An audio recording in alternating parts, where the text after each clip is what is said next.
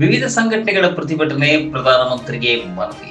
ಬೆಳಗಾವಿ ಜಿಲ್ಲೆ ರಾಮದುರ್ಗ ಪಟ್ಟಣದ ಕಾರ್ಮಿಕ ಕಚೇರಿಯಿಂದ ತಹಶೀಲ್ದಾರ್ ಕಚೇರಿವರೆಗೆ ಜಮ್ಮು ಕಾಶ್ಮೀರದ ಪಹಲ್ಗಾಮ್ದಲ್ಲಿ ನಡೆದ ಭಯೋತ್ಪಾದಕ ದಾಳಿ ತೀವ್ರವಾಗಿ ಖಂಡಿಸಿ ಪ್ರತಿಭಟನೆ ನಡೆಸಿ ತಹಶೀಲ್ದಾರ್ ಮುಖಾಂತರ ವಿವಿಧ ಸಂಘಟನೆಗಳ ಒಕ್ಕೂಟದ ವತಿಯಿಂದ ಪ್ರಧಾನಮಂತ್ರಿ ಅವರಿಗೆ ಮನವಿಯನ್ನ ನೀಡಿದರು. ಜಮ್ಮು ಕಾಶ್ಮೀರದ ಪಹಲ್ಗಾಮ್ನಲ್ಲಿ ನಡೆದಿರುವ ಭಯೋತ್ಪಾದಕರ ಹತ್ಯಾಕಾಂಡವನ್ನ ರಾಮದುರ್ಗ ತಾಲೂಕಿನ ವಿವಿಧ ಸಂಘಟನೆಗಳು ಖಂಡಿಸುತ್ತಿವೆ. ಜಮ್ಮು ಕಾಶ್ಮೀರ ಪುಲ್ವಾಮಾ ದಾಳಿ ಮಾಸುವ ಮುನ್ನವೇ ಪಹಲ್ಗಾಮ್ನಲ್ಲಿ ಪ್ರವಾಸಿಗರ ಮೇಲೆ ಬೇಕಾಬಿಟ್ಟಿ ಗುಂಡು ಹಾರಿಸಿ ಹತ್ಯೆಗೈದ ನೀತಿ ಭಾರತ ದೇಶದ ಜನ ನಾಚಿಕೆಯಿಂದ ತಲೆ ತಗ್ಗಿಸುವಂತಾಗಿದೆ. ಅದರಲ್ಲೂ ಭಾರತ ಸರ್ಕಾರ ತಲೆ ತಗ್ಗಿಸುವಂತಾಗಿದೆ. ಇಂತಹ ಭಯೋತ್ಪಾದಕ ಮತ್ತು ಹಿಂಸಾಚಾರ ಕೃತ್ಯಗಳನ್ನ ಸ್ವೀಕಾರಾರ್ಹವಲ್ಲ. ಇದಕ್ಕೆ ನಮ್ಮ ಸಮಾಜದಲ್ಲಿ ಯಾವುದೇ ಸ್ಥಾನವಿಲ್ಲ. ಭಯೋತ್ಪಾದನೆ ವಿರುದ್ಧ ಸರ್ಕಾರ ಸಿಡಿದೆದ್ದು ನಿಲ್ಲಬೇಕು. ನಮ್ಮ ದೇಶ ಸೂಫಿ ಸಂತರ ದೇಶ.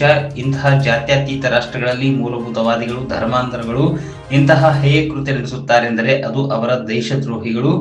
ಅವರು ಯಾರೇ ಇರಲಿ ಕೂಲಂಕುಷವಾಗಿ ಪರಿಶೀಲಿಸಿ ಮಾಡಿ ತಪ್ಪಿತಸ್ಥರಿಗೆ ಬಂಧಿಸಿ ಗಲ್ಲು ಶಿಕ್ಷೆ ನೀಡಲು ಸರ್ಕಾರ ಮುಂದಾಗಬೇಕು. ಪಹಲ್ಗಾಮ್ ಪ್ರವಾಸಿ ತಾಣ ಭಯೋತ್ಪಾದಕರು ಹೇಗೆ ಬಂದರು? ಅಲ್ಲಿ ಸೈನಿಕ ಪಡೆ ಇರಲಿಲ್ವೇ ಅಥವಾ ಪೊಲೀಸರು ಇರಲಿಲ್ವೇ? ಪ್ರವಾಸಿಗರ ನರಮೇಧ ನಡೆಸಿ ಪರಾರಿಯಾದ ದೇಶದ್ರೋಹಿ ಭಯೋತ್ಪಾದಕರನ್ನ ಹಿಡಿಯಲು ಏಕೆ ಆಗಲಿಲ್ಲ? ಹೀಗೆ ಹಲವಾರು ಪ್ರಶ್ನೆಗಳು ಉದ್ಭವವಾಗಿದೆ. ಕಾರಣ, ಕೇಂದ್ರ ಸರ್ಕಾರ ಸರಿಯಾಗಿ ಚೌಕಾಶಿ ಮಾಡಿ ಅಮಾಯಕ 28 ಜನರನ್ನ ಕೊಂದಿರುವ ಪಾಪಿಗಳನ್ನ ಬಂಧಿಸಿ ಗಲ್ಲು ಶಿಕ್ಷೆಗೆ ಒಳಪಡಿಸಬೇಕೆಂದು ಹಾಗೂ ಜಮ್ಮು ಕಾಶ್ಮೀರದಲ್ಲಿ ಶಾಂತಿ ನೆಲೆಸಲು ಅಗತ್ಯ ಕ್ರಮ ವಹಿಸಬೇಕೆಂದು ಬೆಳಗಾವಿ ಜಿಲ್ಲೆಯ ರಾಮದುರ್ಗ ತಾಲೂಕಿನ ವಿವಿಧ ಸಂಘಟನೆಗಳ ಮುಖಂಡರು ಮಾತನಾಡಿ ಆಗ್ರಹಿಸಿದರು. ಈ ಸಂದರ್ಭದಲ್ಲಿ ಕಾರ್ಮಿಕ ಸಂಘಟನೆಯ ಜಿಎಂ ಜೈನೇಖಾನ್, ನಾಗಪ್ಪ ಸಂಗೋಳಿ, ಅಂಜುಮನೆ ಇಸ್ಲಾಂ ಕಮಿಟಿಯ ಶಬ್ಬೀರ್ ಕಾಜಿ, ಮೊಹಮ್ಮದ್ ಶಿಬಿ ಬೆನ್ನಿ, ಬಶೀರ್ ರೋನಾದ್, ಫೈರೋಜ್ ಪಠಾಣ್, ಹಿಂದೂ ಮುಸ್ಲಿಂ ಕ್ರೈಸ್ತ ರಾಜ್ಯ ಉಪಾಧ್ಯಕ್ಷ ಎಂಕೆ ಯಾದವಾಡ್, ದಲಿತ ಸಂಘರ್ಷ ಸಮಿತಿಯ ಬಿಆರ್ ದೊಡ್ಮನಿ, ಟಿಪ್ಪು ಸುಲ್ತಾನ್ ಸಂಘದ Altaf Jagirdar, Shashikant Nellur, Raju Chalodi, DF Haji, AR Pathan, DA Benny, Gudulal Sheikh, Farooq Sheikh ಮುಖಂಡರು ಈ ವೇಳೆ ಉಪಸ್ಥಿತರಿದ್ದರು. ವರದಿ ಅಫ್ತಾಬ್ ಸರ್ಮುಲ್ಲಾ, ರಾಮದುರ್ಗ. ಮನಿ ಯಾವಾಗ ಕೊಡ್ತೀರಿ ಅಂತ ಹೇಳಿ ಯಾಕೆ ಅದನ್ನು ಕೇಳಿದ್ರೆ ಅಂತಂದ್ರೆ ಅವರು ಇವ್ರು ಬಹಳ ಜನ ಸೇರಿದ್ರೆ ಏನಾದ್ರು ದಾಳಿ ಆಗ್ಬೋದಾ, ಅಶಾಂತಿ ಏನಾದ್ರು ಉಂಟಬಹುದಾ ಅನ್ನುವಂತ ಒಂದು ಹೆದರಿಕೆಯಲ್ಲಿ ನಮಗೆ ಹೋಗಿ ಕೇಳಿರ್ತಾರೆ. ಅದು ವಾರೆಂಟ್ ಆರ್ಡರ್.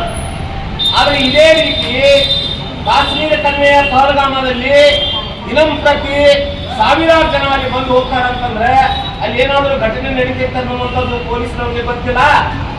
ಈ ದೇಶದ ನಮ್ಮ ಕೇಂದ್ರ ಸರ್ಕಾರ ಗೊತ್ತಿಲ್ಲ, ನಮ್ಮ ಹೋಮ್ ಮಿನಿಸ್ಟರ್ ಗೊತ್ತಿಲ್ಲ. ಗೊತ್ತೈತೆ ಯಾಕಲ್ಲಿ ಪೊಲೀಸರಿಗೆ ನಿಲ್ಲಿಸಲಿಲ್ಲ, ಯಾಕಲ್ಲಿ ಸೈನಿಕರಿಗೆ ಅವತ್ತಿನ ದಿನ ಯಾಕಲ್ಲಿ ಸೈನಿಕರಿಗೆ ನಿಲ್ಲಿಸಲಿಲ್ಲ ಅನ್ನುವಂಥದ್ದು ಪ್ರಶ್ನೆ ಈ ದೇಶದ ಬಹಳಷ್ಟು ವಿಚಾರವಂತರು, ಸಾಹಿತಿಗಳು ಏನಿದ್ದಾರೆ, ಜಾತ್ಯತೀತರು ಏನಿದ್ದಾರೆ, ಅವ್ರ ತಲೆಯೊಳಗೆ ಬಹಳ ಕಾಡಾಕತೈತಿ. ಯಾಕೆ ಅವತ್ತಿನ ದಿನ ಪೊಲೀಸರಲ್ಲಿ ನಿಲ್ಲಿಸಲಿಲ್ಲ, ಯಾಕಲ್ಲಿ ಅದೇ ಸೈನ್ಯ ಅಲ್ಲಿ ನಿಲ್ಲಿಸಲಿಲ್ಲ ಅನ್ನುವಂಥದ್ದು ಈ ಘಟನೆ ಆದ್ಮೇಲೆ ಎಲ್ಲರನ್ನೂ ಕಾಡುವಂತ ಒಂದು ಪ್ರಶ್ನೆ. ಯಾಕಿದು ಆತು ಅಂತ ಹೇಳಿ ಬಹಳಷ್ಟು ಜನ ಹೇಳ್ತಾರ, ಬಿಹಾರ್ ಚುನಾವಣೆ ಬಂದೈತಿ ಮತ್ತೆ ಈ ರೀತಿಯ ಘಟನೆಗಳನ್ನ ಎಬ್ಬಿಸಿಬಿಟ್ಟಾರ ಅಂತ ಹೇಳಿ. 2 ವರ್ಷದಿಂದ ಏನು MP ಚುನಾವಣೆ ಇನ್ನೂ ಸ್ವಲ್ಪ ದಿವಸದಲ್ಲಿ ಬರ್ತಾ ಇತ್ತು. ಆವಾಗ ಪುಲ್ವಾಮಾ ಜಿಲ್ಲೆಯಲ್ಲಿ ಮಿಲಿಟರಿ ಗಾಡಿ ಮ್ಯಾಗ ಏನೈತಿ ಬಾಂಬ್ ಬ್ಲಾಸ್ಟ್ ಆಗಿ ಬಹಳಷ್ಟು ಮಂದಿ ನಮ್ಮ ಸೈನಿಕರು 41 ಸೈನಿಕರು ತೀರ್ಕೊಂಡ್ರೆ.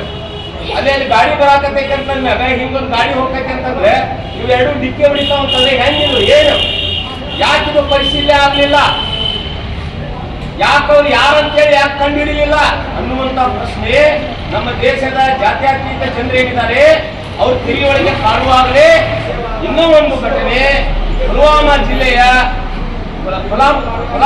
ಗ್ರಾಮದಲ್ಲಿ ಈ ರೀತಿ ಒಂದು ಘಟನೆ ನಡೆದಿದ್ದು.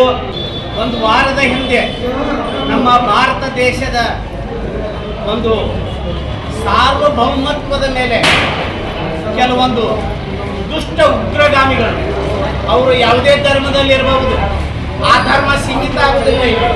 ಯಾಕಂದ್ರೆ ಧರ್ಮ ಯಾವತ್ತೂ ಹಿಂಸೆಯನ್ನ ವಿರೋಧಿಸ್ತದ, ಹತ್ಯೆಯನ್ನ ನಿರ್ನಾಮ ಮಾಡಂತ ಹೇಳಿ ಎಲ್ಲ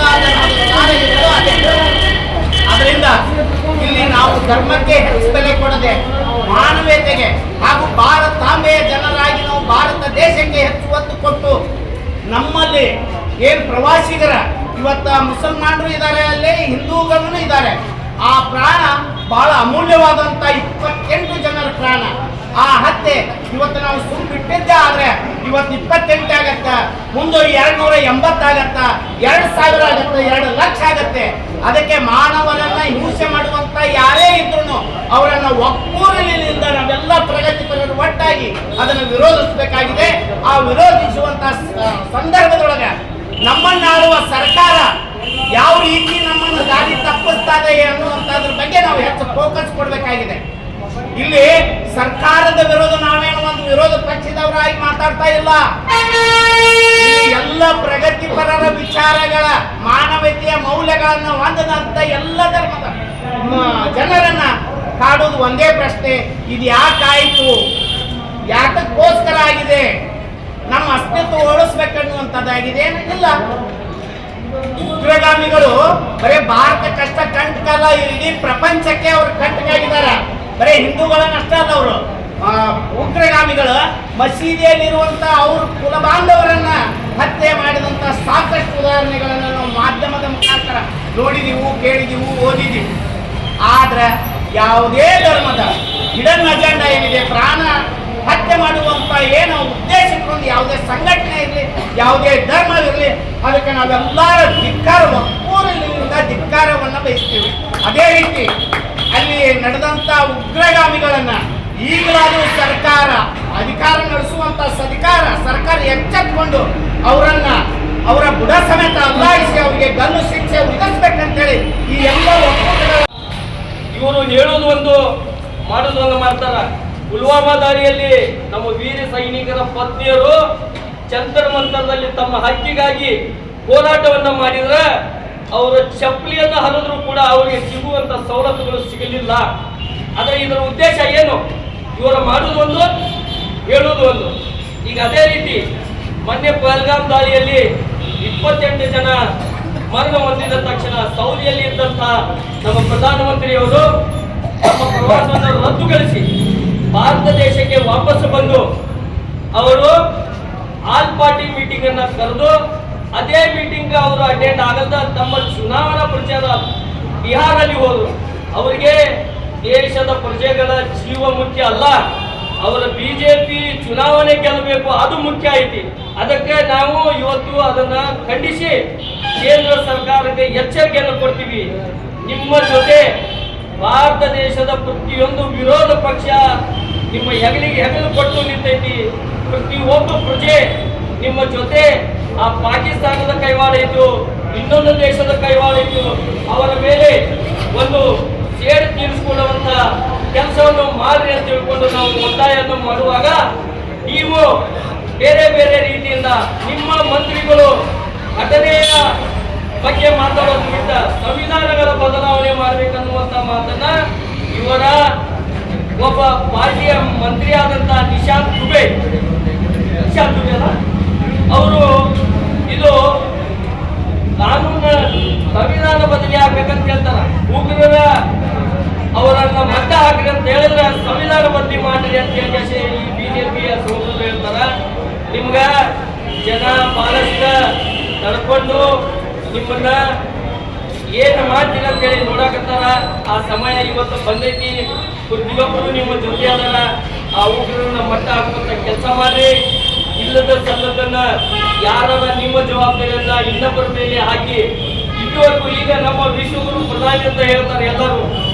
ಇಲ್ಲಿ ಮಟ್ಟ 11 ವರ್ಷದಾಗ ಒಂದು ಪತ್ರಿಕಾ ಗೋಷ್ಠಿಯನ್ನ ಮಾಡಿಲ್ಲ. 56 ಇಂಚಿನ ಎದೆ ಐತೆ ಅಂತ ಹೇಳ್ತಾರ, ಒಂದು ಪತ್ರಿಕಾ ಗೋಷ್ಠಿಯನ್ನ ಮಾಡಿಲ್ಲ. ಇದಕ್ಕ ನೀವು ಅಂತ ವಿಶ್ವಗುರು ಪ್ರಧಾನಿ ಆಗೋದಿದ್ರಂದ್ರ ನಮ್ಮ ದೇಶದ ಜನತೆಗೆ ನಡೆದಂತ ಘಟನೆಯ ಬಗ್ಗೆ ವಿಸ್ತಾರವಾಗಿ ಪತ್ರಿಕಾಗೋಷ್ಠಿಯನ್ನ ಮಾಡಬೇಕಂತೇಳಿ ಒತ್ತಾಯ ಮಾಡ್ತೀವಿ. ಮತ್ತು ಯುವಕರಿಗೆ ಕಠಿಣ ಶಿಕ್ಷೆ ಕೊಡಿಸ್ಬೇಕಂತ ಹೇಳಿ ನಾವು ಇವತ್ತು ಒತ್ತಾಯ ಮಾಡಿ ನನಗೆ ನಮ್ಮ ಅಂಜುಮನ್ ಇಸ್ಲಾಂ ಕಮಿಟಿಯಿಂದ ಮಾತಾಡೋಕ್ಕೆ ಅವಕಾಶ ಮಾಡಿಕೊಟ್ಟು ಅಸ್ಮಿತ್ವಕ್ಕೆ ಇತ್ತೀಚೆಗೆ ಮೂಲಭೂತವಾದಿಗಳು ಅಂದ ತಕ್ಷಣ ಅವರು ಎಲ್ಲ ಧರ್ಮದವರು ಈಗ ಅಜ್ಞಾತ 4-5 ಹಳ್ಳ ಇರುವಂಗ ಎಲ್ಲ ಧರ್ಮಗಳಿರುವಂಥ ಮೂಲಭೂತವಾದಿಗಳು ಅದನ್ನು ನಾವು ಖಂಡಿಸ್ತೇವೆ. ಆ ಒಂದು ಅಡ್ಯಾಕರಣ ಏನಿದೆ ನಾಗರಿಕರನ್ನ ಉದ್ದೇಶಿಸಿಕೊಂಡು 28 ಜನರ ಮುಕ್ತ ನಾಗರಿಕರ ಹತ್ಯೆಯನ್ನು ಇಲ್ಲಿ ಸೇರುವ ಎಲ್ಲರೂ ಕೂಡ ರಾಮದುರ್ಗ ತಾಲೂಕಿನ ಧ್ವನಿಯಾಗಿ ನಾವು ಇವತ್ತು ಈ ಒಂದು ಹತ್ಯಾಕಾಂಡವನ್ನು ಖಂಡಿಸಿ ಮನವಿಯನ್ನು ಸಲ್ಲಿಸೋದಕ್ಕೆ ನಾವು ಬಂದಿದ್ದೇವೆ. ಆ ಒಂದು ಹತ್ಯಾಕಾಂಡಕ್ಕೆ ಆಗೋದಕ್ಕೆ ಏನು ಕಾರಣ ಅನ್ನುವಂಥ ವಿಚಾರ ನೋಡಿದ್ರೆ ಈಗಾಗಲೇ ನಮ್ಮ ಸ್ನೇಹಿತರು ಮಾತನಾಡಿದಾಗೆ ಪ್ರತಿಯೊಂದು ಸರ್ಕಾರಕ್ಕೆ ಗುಪ್ತಚರ ಇಲಾಖೆ ಇರುತ್ತೆ. ಗುಪ್ತಚರ ಇಲಾಖೆ ವೈಫಲ್ಯವೇ ಇದಕ್ಕೆ ಕಾರಣ. ಪೊಲೀಸ್ ಇಲಾಖೆ ಇದೆ, ಕಾಕಡ ತಂಟೆ ಹಾಕ್ಬಾರ್ದು, ಪೊಲೀಸರಿಗೆ ಜಗಳ ತಂಟೆ ಇದಾಗಬಾರ್ದು ಅಂತ ನಮ್ಮ ರಾಮಕ್ಕೆ ಸಂಬಂಧಪಟ್ಟಂಗೆ ಪೊಲೀಸ್ ಇಲಾಖೆ ಇರುತ್ತೆ. ಹಾಗೆ ದೇಶ ಕಾಯೋದಕ್ಕೆ ಸೈನಿಕರಿದ್ದಾರೆ, ರಾಜ್ಯದ ಪೊಲೀಸ್ ಇಲಾಖೆ ಇರುತ್ತೆ. ಅದು ಅತ್ಯಂತ ಉದ್ದೇಶಿತವಾಗಿ ಅದನ್ನು ನಿರ್ಲಕ್ಷ್ಯ ಮಾಡಲಾಗಿದೆ. ಅಲ್ಲಿ ಅಷ್ಟೊಂದು ಇತ್ತೀಚೆಗೆ ತಾನೇ ಬಹಳ ಶಾಂತಿ ಸೌಹಾರ್ದತೆ ಬರುವಂಥ ವಾತಾವರಣದಲ್ಲಿ ಇಷ್ಟೊಂದು ನಿರ್ಲಕ್ಷ್ಯಕ್ಕೆ ಕಾರಣ ಕೇಂದ್ರ ಸರ್ಕಾರವೇ ಕಾರಣ. ಯಾಕಂದ್ರೆ ಪ್ರತಿಯೊಂದು ಏನು ಉರಿಯುವಂಥ ಮನೆಗಳಿಗೆ ಗಳ ಹೀರುವಂಥ ಕೆಲಸವನ್ನು ಮಾಡುವಂಥ ಕೇಂದ್ರ ಸರ್ಕಾರ ಇದೆ. ಅದು ಅವ್ರು ಹೇಳ್ತಾರೆ, ಬಂದ ಹತ್ಯಾಕೋರರಿಗೆ ಕಣ್ಣಲ್ಲಿ ಗುಂಡಿಟ್ಟಬೇಕು, ದಂಡ ಶಿಕ್ಷೆ ವಿಧಿಸಬೇಕು, ಜೀವಂತ ಸಮಾಧಿ ಮಾಡಬೇಕು ಅನ್ನೋದ್ರೊಳಗೆ ನಮಗೆ ಇಲ್ಲಿ ಸೇರುವಂತ ಯಾರಿಗೂ ಕೂಡ ಎರಡು ಮಾತಿಲ್ಲ. ಆದರೆ ಪ್ರಶ್ನೆ ಇರೋದು, ಆ ಹತ್ಯಾಕೋರರು ಬಂದು ಮುಗ್ಧ ನಾಗರಿಕರನ್ನ ನಿಮ್ಮ ಧರ್ಮ ಯಾವುದು ಅಂತ ಕೇಳಿದ್ರು ಅಂತಂದ್ರೆ ಇದು ಕಟ್ಟಕತೆ. ಇದು ಚಂಡು ಮಧ್ಯೆ ಒಡೆದಾಡುವ ನೀತಿ ಏನಿದೆ ಸರ್ಕಾರದ್ದು, ಕೇಂದ್ರ ಸರ್ಕಾರದ್ದು, ಅದರ ಮುಂದುವರೆದ ಭಾಗವಾಗಿ ಕೇಂದ್ರ ಸರ್ಕಾರ ತನ್ನ ಚ್ಯುತಿಯನ್ನ ತನ್ನ ಕರ್ತವ್ಯವನ್ನ ಚ್ಯುತಿ ಮಾಡೋದನ್ನು ಪರಿಮಾಚುವ ಸಲುವಾಗಿ ಹುಟ್ಟಾಕಿರುವಂತ ಒಂದು ಕಟ್ಟುಕತೆ ಇದು. ಯಾವೇ ಹತ್ಯಾಕೋರ ಬಂದಾಗ ತಾ ಸಾಯಿಂದಂಗೆ ಮತ್ತೊಬ್ಬರನ್ನ ಕೊಂದು ಹೋಗ್ಬೇಕನ್ನೋಂತ ಧಾವಂತದೊಳಗೆ ಇರ್ತಾನೆ. ಇನ್ನೊಂದು ಗಮನಿಸಬೇಕಾದ ವಿಷಯ ಸ್ನೇಹಿತರೆ, ಅಲ್ಲಿರುವಂತ ವ್ಯಾಪಾರಸ್ಥರು, ಅಲ್ಲಿರುವಂತ ಗೈಡ್ಗಳು, ಅವರು ಮುಸ್ಲಿಂ ಗೈಡ್ಗಳು, ಮುಸ್ಲಿಂ ವ್ಯಾಪಾರಸ್ಥರು. ಹೀಗೆ ನಾನೊಬ್ಬ ಸಣ್ಣ ವ್ಯಾಪಾರಿ ಹೇಳ್ತೇನೆ, ರಾಮದುರ್ಗದೊಳಗೆ ಯಾವುದೇ ತಂಟೆ ತಕರಾರು, ನನ್ನ ಪಕ್ಕಕ್ಕೆ ಮುಸ್ಲಿಂ ವ್ಯಾಪಾರಿ ಇದ್ದಾನೆ, ನನ್ನ ಪಕ್ಕಕ್ಕೆ ಒಬ್ಬ ಕಿರಾಣಿ ಅಂಗಡಿ ಇದ್ದಾನೆ ಅಬ್ದುಲ್ಲಾ, ಅವ ರಾಮದುರ್ಗದೊಳಗೆ ಗಲಾಟೆ ಆಗಲಿ, ಆಮೇಲೆ ಕರ್ಫ್ಯೂ ಜಾರಿ ಆಗಲಿ, ಊರು ಬಂದಾಗಲಿ ಅಂತ ಯಾರು ಕೂಡ ಬಯಸೋದಿಲ್ಲ. ಯಾಕೆ ಬಯಸೋದಿಲ್ಲ ಅಂದ್ರೆ ನಮ್ಮ ಅನ್ನದ ಪ್ರಶ್ನೆ ನಮ್ಮ ಅಂಗಡಿ ಒಳಗಿದೆ. ಆ ಕಾರಣದಿಂದಾಗಿ ಅಲ್ಲಿರುವಂತ ಈ ಖೈಬರ್ ಕಣಿ ಒಳಗಿರುವಂತ ವ್ಯಾಪಾರಸ್ಥರು, ಮುಸ್ಲಿಂ ವ್ಯಾಪಾರಸ್ಥರು, ಮುಸ್ಲಿಂ ಕೆಲಸಗಾರರು ಆ ದೋಣಿಯ ಹುಟ್ಟಾಕಿ ಪ್ರವಾಸಿಗರ ಕಡೆಯಿಂದ ದುಡ್ಡಿಸ್ಕೊಂಡು ಜೀವನ ಸಾಗಿಸುವಂತವರು ಅವ್ರ ಯೋಗಕ್ಷೇಮ ನೋಡುವಂತ ಜವಾಬ್ದಾರಿಯನ್ನು ನಿಭಾಯಿಸಿದ್ದಾರೆ.